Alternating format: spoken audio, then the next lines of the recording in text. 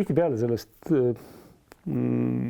kriisist või kliimamuutustest rääkides ju räägitakse ka sellest, et selle taga on teaduslik konsensus. Kõigepealt selliste terminitega need nagu konsensus ja enamus ja vähemus ja autoriteedid ja teaduses selliseid termineid nagu ei tohikski kasutada tegelikult.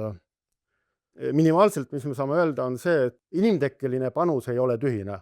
Me võime välja arvutada siis selle näiteks, et kui nüüd see soojuskiirgus maa pealt hakkab nüüd läbi atmosfääri kosmosesse liikuma, CO2 siis mõnedel lainepikkustel neelab seda ja seega natukene energiat jääb siis atmosfääri kinni. Põhimõtteliselt me võime välja arvutada, et kui me teame nüüd selle CO2 neeldumisspektrit ja siis me võime välja arvutada, et kui palju seda energiat kinni jääb ja siis seejärel saab välja arvutada, et kui palju tuleks siis maapinna temperatuuri nüüd tõsta selleks, et see tasakaal taastada, sest kogu kõik see asi saab alguse tasakaalust, et nii palju kui maakera seda päikesekiirgust neelab, nii palju ta peab soojuskiirgusena ka kosmosesse tagasi kiirgama, muidu kui see tasakaal on paigast ära, siis ta hakkab kas soojenema või jahtuma. Kui nüüd see elementaarne rehkendus ära teha, siis selle CO2 muutuse jaoks, mis me nüüd oleme tööstusrevolutsioonilise ajaga võrreldes esile kutsunud,